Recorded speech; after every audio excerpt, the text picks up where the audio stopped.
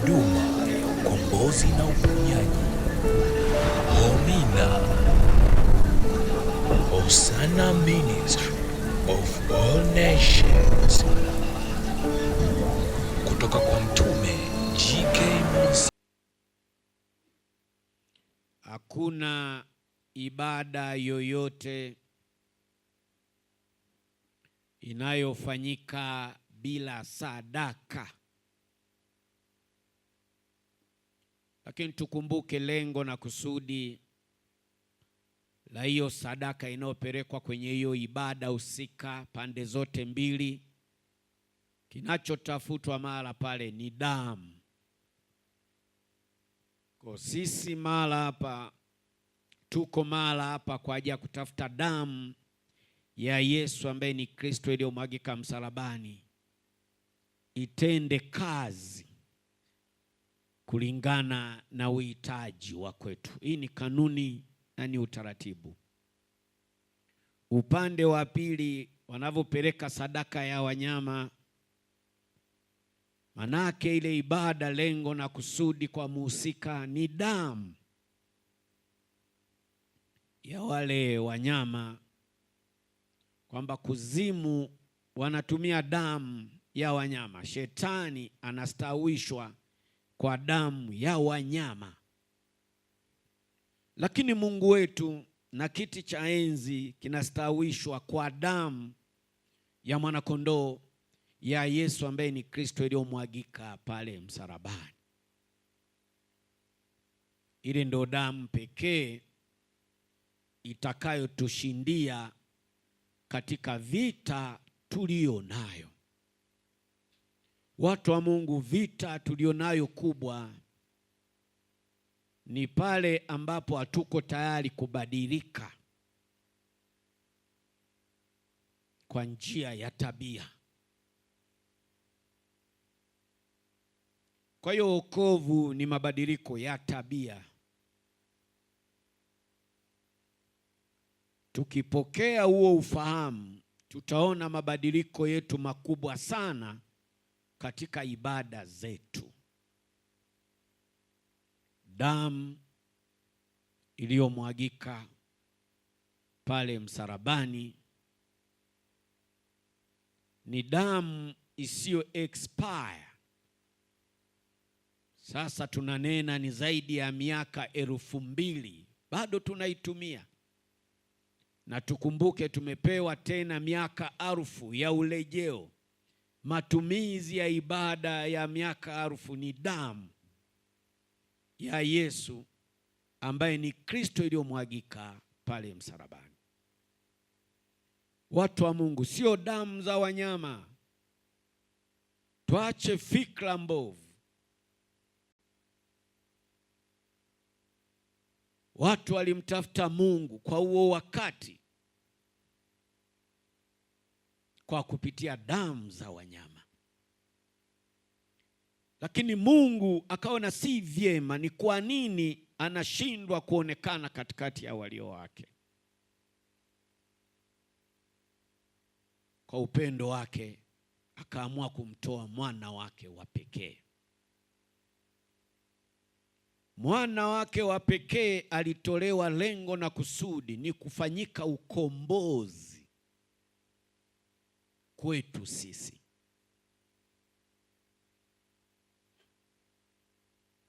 Dhambi ni chanzo cha hayo yote unaopitia.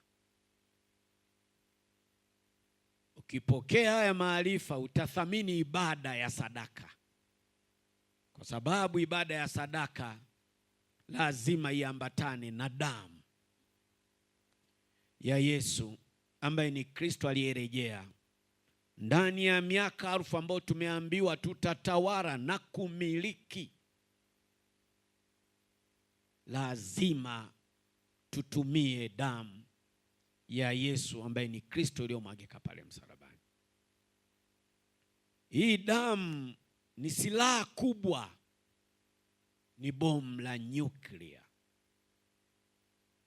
Ukilituma kwa njia ya sadaka, hakuna miungu itakayopona.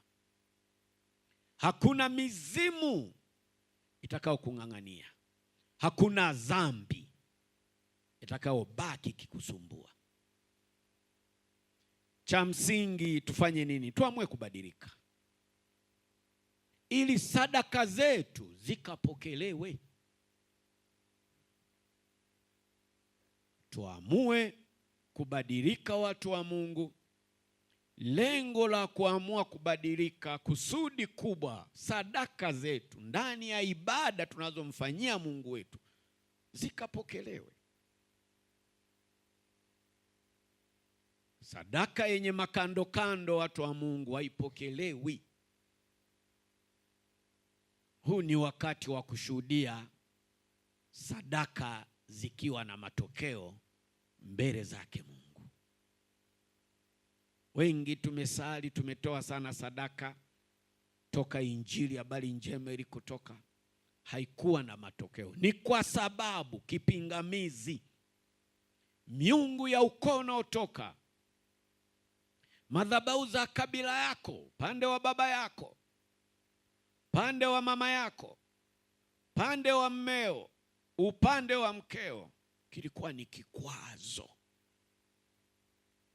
Kwa nini? Wao wenyewe walikutolea sadaka, wao wenyewe walitumia damu katika ibada ya kwao, damu za wanyama. Waliandaa ukoo wa kwao, kabila lao kwa sadaka, ibada, na damu ilimwagika ardhini. Hayo maisha unayoyaishi, chanzo chake ni sadaka iliyoambatana na damu ya wanyama kutoka kwenye kabila lako, kutoka kwenye ukoo wa kwako. Tunaposema Yesu ambaye ni Kristo amerejea, ni ufahamu. Naamini kwa sasa ufahamu wetu umefunguka. Mengi tunaenda kuyatenda, ibada nyingi tutazifanya, tutaona matokeo ya Mungu wetu kwa kupitia damu ya mwana iliyomwagika pale msalabani. Magonjwa yatatuondoka, shida, dhiki vitatuachilia. Watu wa Mungu, magonjwa ni roho iliyofanyiwa ibada kuzimu. Watu wa Mungu, umaskini ni roho iliyofanyiwa ibada kuzimu kwa kupitia ukoo unaotoka. Naomba mjue, naomba mnielewe, na naomba mlipokee. Amini. Ndio maana unakutana na kanisa limeteseka sana. Yesu ni Bwana, Yesu ni Bwana, lakini ukiwatazama utacheka. Unajua tunapohubiri injili kwamba ni habari njema, watu wanainama kwanza, wanakuangalia chini. Yesu anatenda, wanakutazama. Je, wewe umetendewa? Siwezi kaa mimi niko hapa na kuhubiria injili ya urejeo, ya kutawala na kumiliki, kwamba Kristo ndani ya ukoo wa Mwansasu anatenda, afu kiniangalia mimi mwenyewe. Watu wa Mungu, anatenda. Mimi kwangu ametenda, kama ni kwako wewe. Niko hapa mimi najiamini, ametenda na anaendelea kutenda, na sio historia, yanaendelea kuonekana katikati ya jamii. Anayeishi si mie, ni Kristo ndani mwangu. Kwa jitahidi sana unapokuwa mbele zake Mungu ukimfanyia ibada kwa njia sadaka. Jitahidi sana mabadiliko yatokee kwenye maisha yako. Acha kulialia. Fuata maelekezo. Jenga imani ya kiwango cha juu kwamba ni kweli amerejea, kwamba ni kweli yule mtume yuko mbele mara pale, ametumwa na Mungu. Na kweli ukimwangalia mtume naye yuko vizuri. Watu wa Mungu, tunapomwendea Mungu kumfanyia ibada kwa njia ya sadaka, lazima mioyo yetu inene yaliyo mema, ionyeshe tabia zinazofanana na mwana wa Mungu, mfuasi wetu Yesu ambaye ni Kristo, tabia zake. Lakini tusisahau mioyo yetu ndani ya sadaka ibebe upendo, kunyenyekea na kuvumiliana. Sika umekuja hapa nataka kumtolea Mungu sadaka, umfanyie ibada, huku umetoka nyumbani hujasamehe watu wa Mungu, mwishowe utapokea roho ya uchawi. Kama kiloneka naye jirani hapa anakuwa amependeza afu wewe upendezi, usifikiri uchawi manake nini? Kwa hili yote hayo watu wa Mungu kama kanisa tuyaepuke. Ni lazima tuwe tayari katika kubadilika ili sadaka zetu ziwe na matokeo. Roho ametaka niyaseme haya ili Mungu ajidhihirishe kwenye familia zetu. Hiyo mioyo ndiyo iliyofungwa, hiyo imefungwa kwa njia ya sadaka. Damu ilimwagika ili wewe uweze kufungwa. Kwa huo moyo wako, siku ya leo unatamka nini mbele zake Mungu? Lia sana, acha kuridhika, acha kuridhika, lia.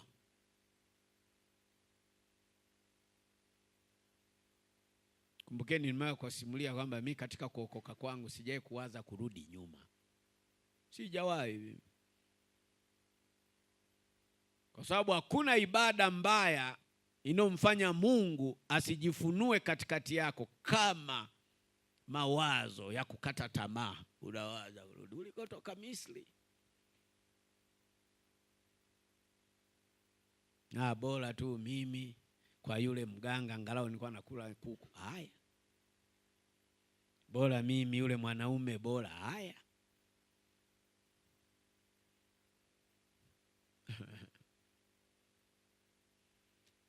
Hatutoi tu sadaka bila elimu.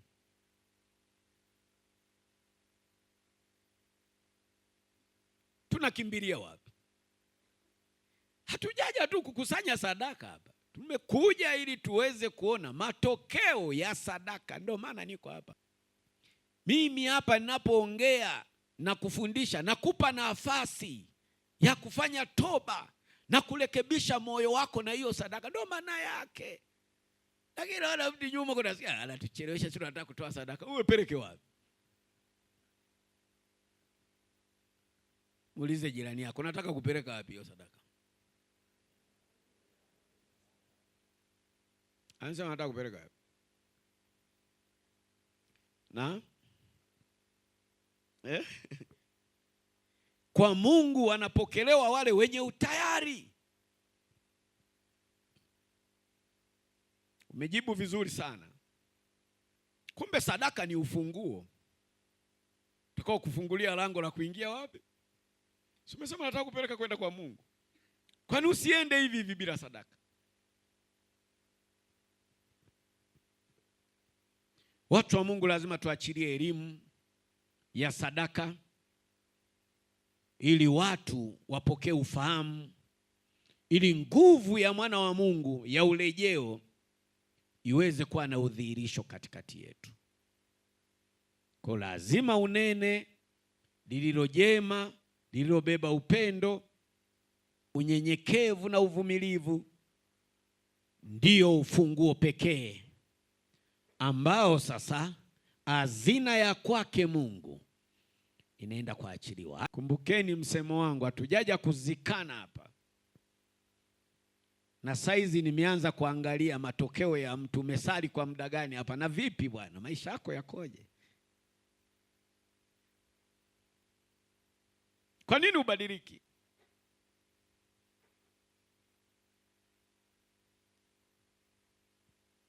Mimi nataka kuona ukifurahia wokovu, uishi vizuri na familia yako. maisha yako ya kiroho tuyaone yakiongezeka. Maisha yako ya kimwili, hata tukikuona tunajua hata mafuta leizi tu shughuli. Kule kwetu hata mafuta ya mawese tu hakuna. Si ndio mafuta yetu kule, usilete masiara. Funia rangi, unaenda shule umepaka shati lenyewe jeupe. Ndio unaenda shule hapo umepaka fia umemwagikia. Unafanyaje? Utafanyaje? Kwa lazima unaposema mimi nimeokoka, nampenda Yesu, namtumikia Kristo, namfanyia ibada Kristo, ndio maana kumtumikia Kristo. Tukikuona, tuone watu wa Mungu, tuone.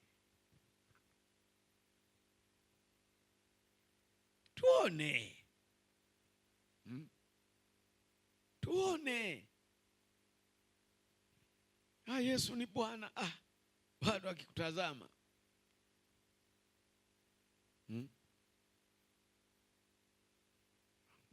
Na unajua wana wa Adamu wanaguna tu. Ukisikia tu jua tayari. Manake maelezo yako hayana chochote.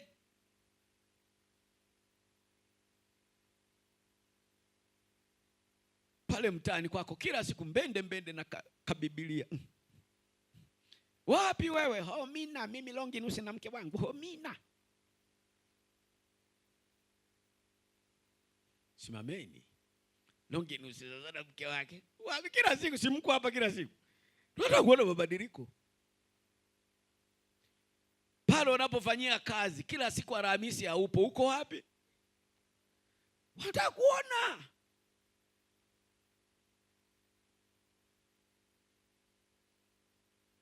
Unaweza kukuta hata mtaa mnaotoka balozi kila siku mnavyoondoka na wachungulia. Wale kama kumbi. Lakini mna nini?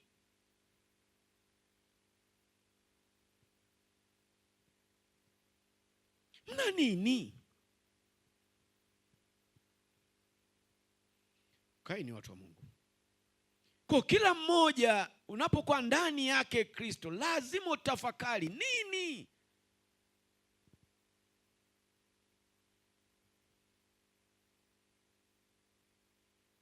Kumbukeni, chochote tunachokiomba mbele zake Mungu, lengo na kusudi ni kwa ajili ya kazi yake. Ni kwa ajili ya kujenga ufalme wake. Manake yeye anaachilia ufalme wake, chochote unachokiomba kutokana na maelezo yako. Unataka kufanyia nini?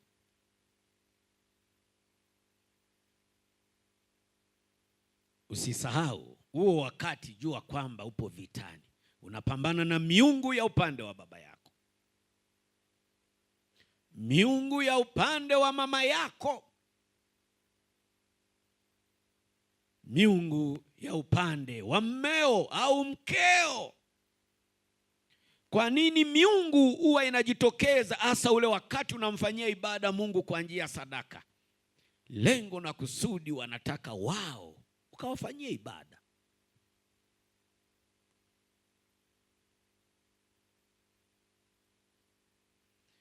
Wengi bado hamjajua ni kwa nini nasema mimi nimetumwa na Mungu wa miungu. Wa Mungu ni wengi, nao wa Mungu walio wengi, watu wa Mungu, lengo lao na kusudi lao, wanataka kufanyiwa nini? Ibada, watolewe nini? Sadaka. Kwa hiyo wewe upo vitani, upo vitani.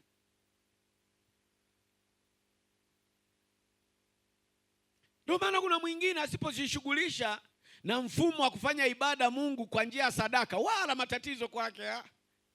Ila akianza tu kutoa sadaka, kawa na moyo wa kumfanyia Mungu ibada kwa njia ya sadaka, anaona wanaibuka. Lakini ule wakati alikuwa anamfanyia Mungu ibada bila sadaka iliyo nono, wala kukuwa nayo matatizo.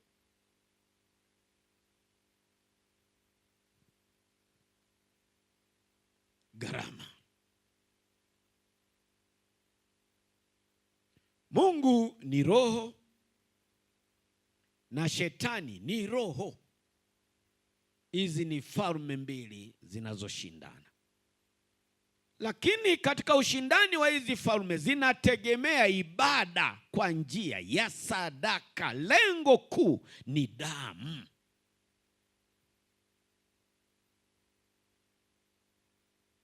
Umeitwa kwa kusudi, mtu wa Mungu.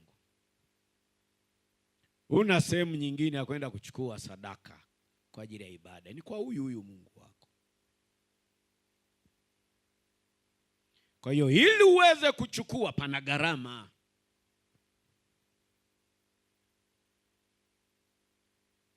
Tujitahidi sana mioyo yetu kuwa tayari kumtolea sadaka Mungu, sadaka zilizo nono. Kumbukeni Habili na Kaini. Chanzo cha roho ile ya Kaini ya uharibifu, mauaji, ni wivu tu. Kwa nini mwenzangu saizi yuko hivi?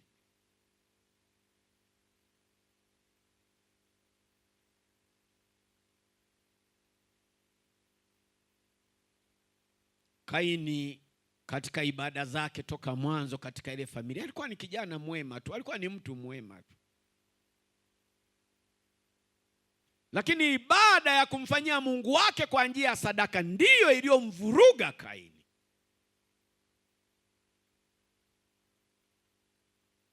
Habili alitoa sadaka iliyo nono.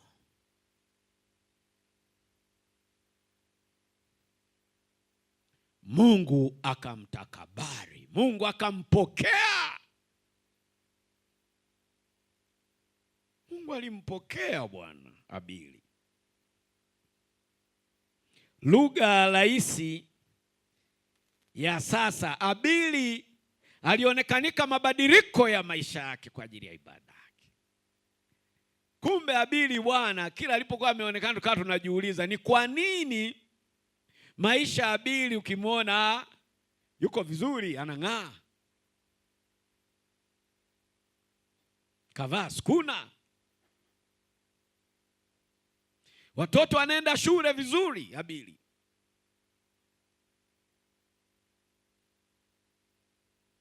Kaini aliweza kujiuliza ni kwa nini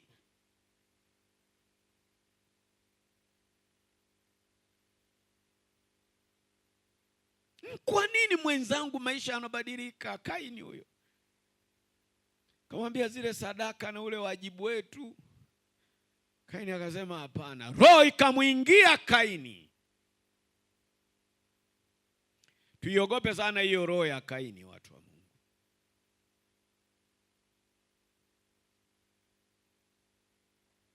Ghadhabu, hasira, wivu.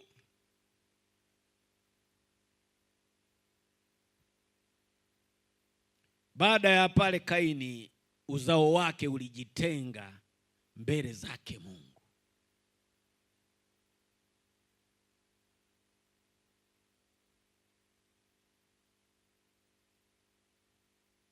Huko alikoambiwa aende akaishi, manake kulikuwa na ibada ambazo sizo. Manake alianzisha ibada zake za kigiza.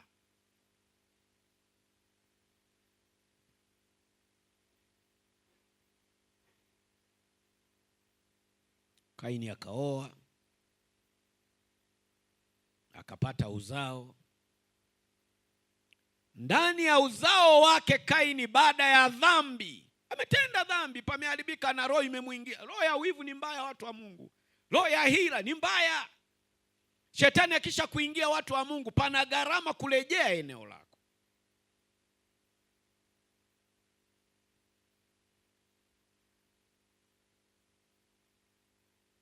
Neno la Mungu linasema Kaini akamjua mkewe, naye akapata mimba, akamzaa Enoko, akajenga mji akauita Enoko kwa jina la mwanae. Lakini ibada zilizofanyika mbele zake Enoko zilikuwa ni ibada za namna gani? Sio zile zenye haki.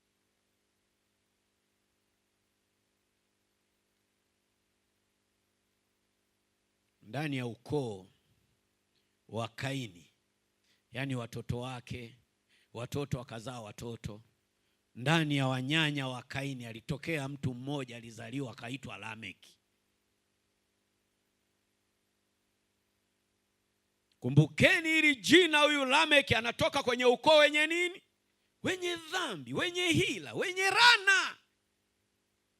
Sio kila jina unaloliona kwenye Biblia lafaa kwako bwana. Kuna neno la Mungu ndani ya Biblia na kuna neno la Biblia ndani ya Biblia. Neno la Mungu limebeba pumzi, lina matokeo, lakini neno la Biblia ndani ya Biblia halina matokeo. Tutalisoma kama historia.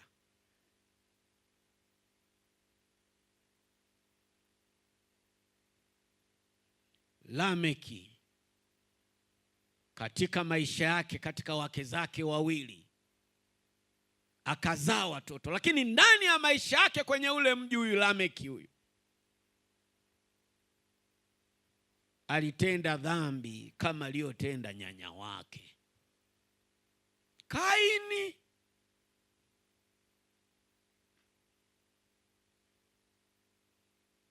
Manake kizazi cha Kaini na uzao wake hapo katikati, miaka na miaka na karne, hawakumtumikia Mungu wa kweli.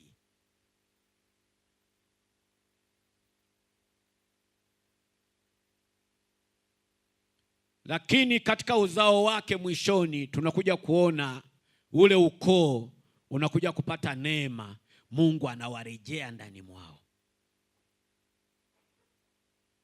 Kuna mtu mmoja alizaliwa kwenye ukoo akaitwa Nuhu. Akaitwa Nuhu.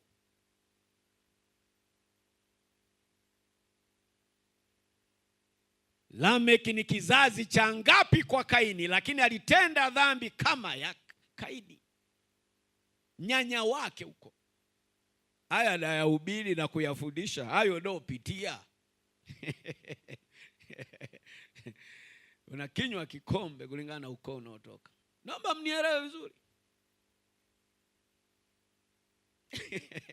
Mama Longinusi anacheka. Hayo ndio pitia. Oho.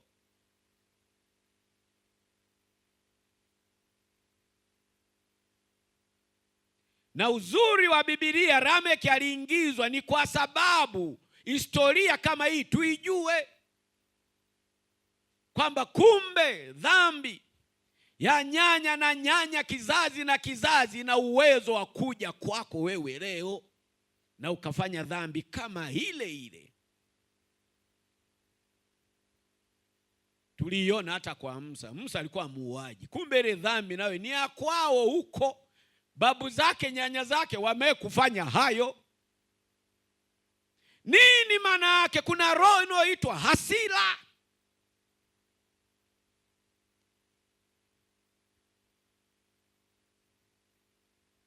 Mwishowe kuna neno linatawala katikati yetu, ninge.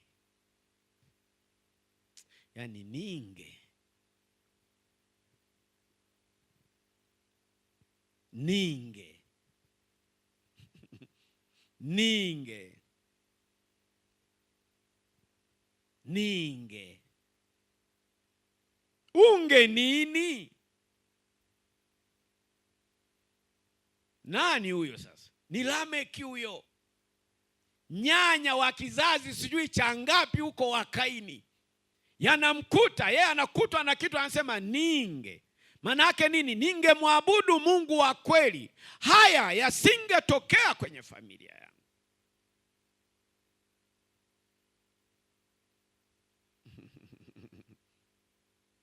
Alioa mke anaitwa Ada na Sila.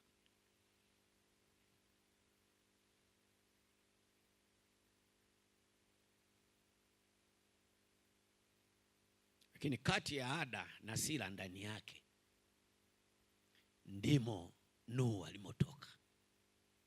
Baada ya nini? Baada ya kufanya ibada ya kweli, kutoa sadaka ya kweli, kumrejea Mungu wa kweli, ndipo Mungu aliporejesha kusudi la kuzaliwa kwake Kaini katika ukoo wa kwanza. Lakini Habili aliuawa pale pale ni kwa sababu alitenda mema. Kuwa makini. Unasikia? Kuwa makini. Watu wana wivu. Wanapokuona kwenye mtaa maisha yamebadilika, wanaenda kufanya ibada. Wanapoona leo hii ndoa ina amani, watu wanarudi kufanya nini? Ibada. Kuwa makini. Umakini ninaousema ni kukaa na Mungu wa kweli, kwa sababu yeye ndo ulinzi pekee. Akili zetu hazina nafasi, elimu zetu hazina nafasi, wala pesa yetu haina nafasi, bali yule Roho wa kweli wa Mungu aliyemfufua Kristo akipewa nafasi katika mafanikio yetu, uzima na haki vitaonekana. Wengi watu hapa walibarikiwa sana, kila ukiwaona hamna kitu. Kwa sababu ya nini? Lango liko wazi. Kwenye mtando anaanza kujidai. Kuita mile kwa irungu bwana, sisi siku hizi. Haya.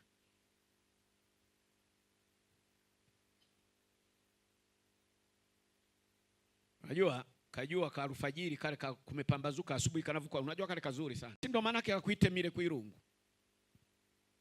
Kuirungu ndo yaani ukiwa ukanda wa Makete ule, huko Kuirungu ndiko kanakotokea kale kajua ka alfajiri kazuri. Kwa Mkinga akishabarikiwa anasema kuite mile Kuirungu, kuite mile Kuirungu. Yaani mambo yako vizuri, si alfajiri ile. Kumepambazuka vizuri. Lakini wako wengi kila kunapopambazuka ni shida. Kwa nini? Msisahau na mkumbuke, elimu ninayoitoa inahusu sadaka. Kwamba sadaka yako ikiambatana na moyo wako wenye utayari, kuna kitu kikubwa sana Mungu anaenda kukifanya. Mimi watu wa Mungu, Kaini alitoa sadaka, Habili naye alitoa sadaka. Lakini Habili sadaka yake ilipokelewa na Mungu, Kaini sadaka yake ilikataliwa.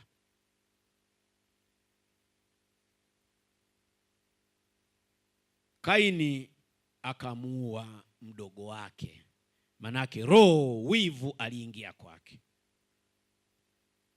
Na kama walikuwa ni wana wa Adamu, manake ile roho mpaka sasa ipo katikati yetu. Kuna watu wana wivu wako hapa.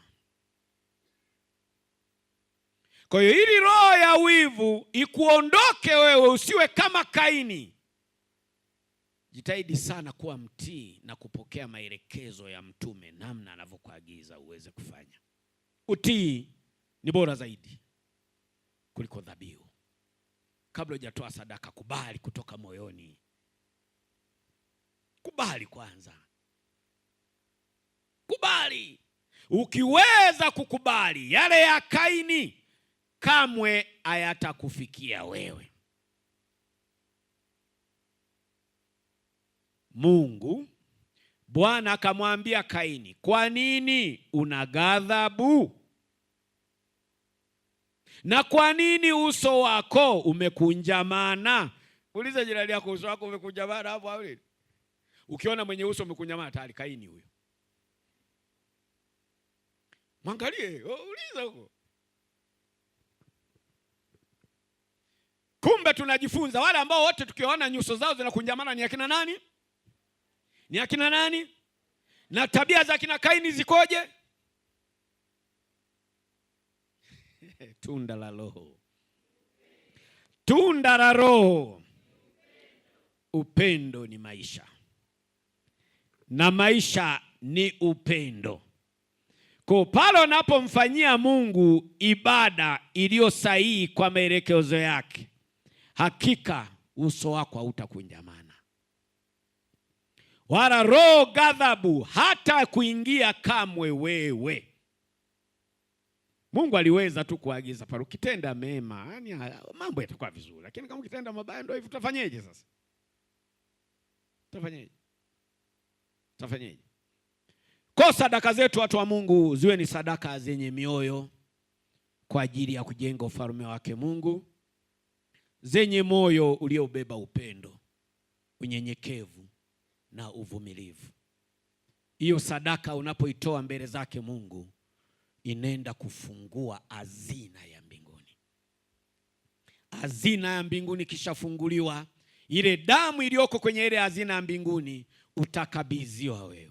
Manake adui wa biashara zako, adui wa ndoa yako, kilimo, ajira yako na maisha yako kwa ujumla, anaenda kuangamizwa kwa huo wakati. Lakini nini kilichosababisha uwe mshindi? Ni sadaka ambayo umeitoa yenye moyo, imeenda kuachiliwa kwenye damu iliyomwagika pale msalabani. Shetani angejua asingempeleka Yesu pale msalabani. Angejua, kwa sababu kumbe lilikuwa ni goli la mkono, goli la ushindi ambalo leo hii kila mmoja hupo huru. Tunda la Roho, tunda la Roho. Kaini alimuua Habili kisa wivu wa namna ya sadaka zilivyotolewa iliyo nono mbele zake Mungu. Mwambie jirani yako, shika neno. Mwambie tena, mwambie tena, ukalitendee kazi, ukalitendee kazi. Amina, watu wa Mungu.